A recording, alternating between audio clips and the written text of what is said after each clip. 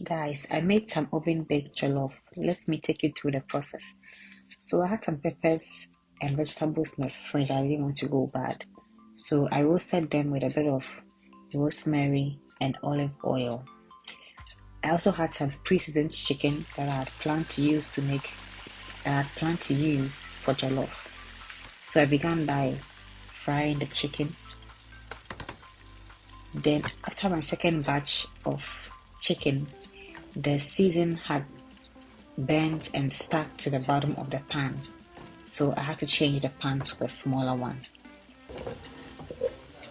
I didn't want to make a smaller batch of jollof, so I decided to try oven baked jollof for the first time. So let's make the stew. As usual, I fried my onions and I had found one of my favorite tomato paste from Ghana at the local store here. So I wanted to use it to make a very big batch of jollof. But my pan was not going to allow me to make a bigger batch. That's why I made partly oven baked and partly on the stove. So when my vegetables were ready, I blended them with my hand blender and added them to the stew.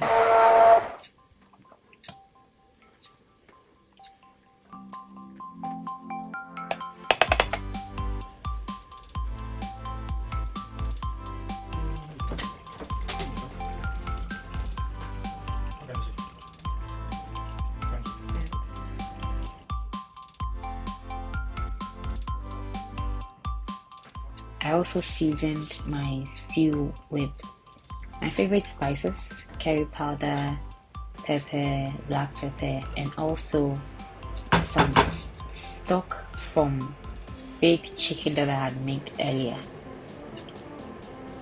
I also added the seasoning powder I used to bake the chicken to the stew as well. Then added salt and put it on simmer for a few minutes.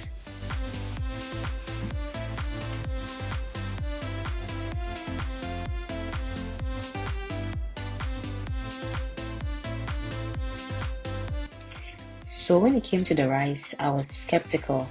I had watched some videos on YouTube on how to make the oven baked jollof. I didn't know if it was going to work like I saw it on the video.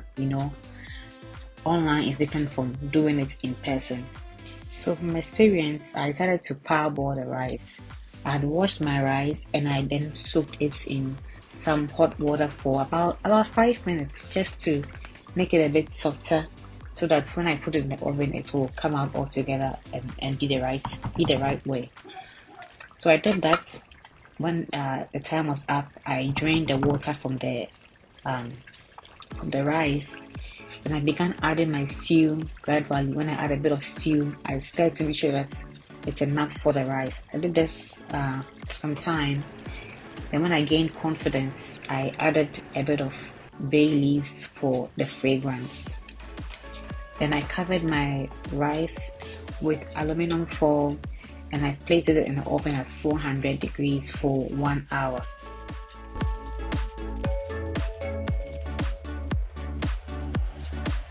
I also used the rest of the washed rice for the stew I had on the fire to make jollof as I had always done it.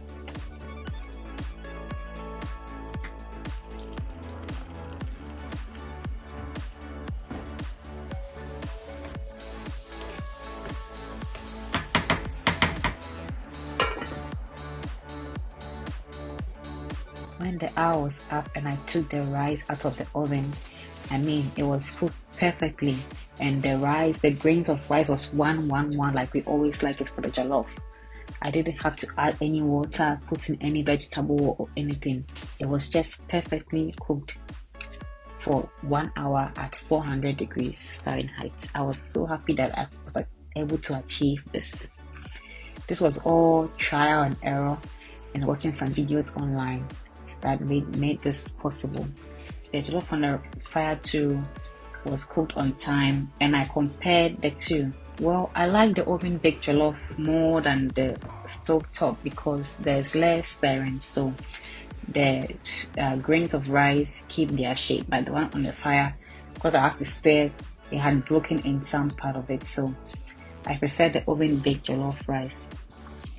I served this with some roasted chicken and potatoes I had made earlier.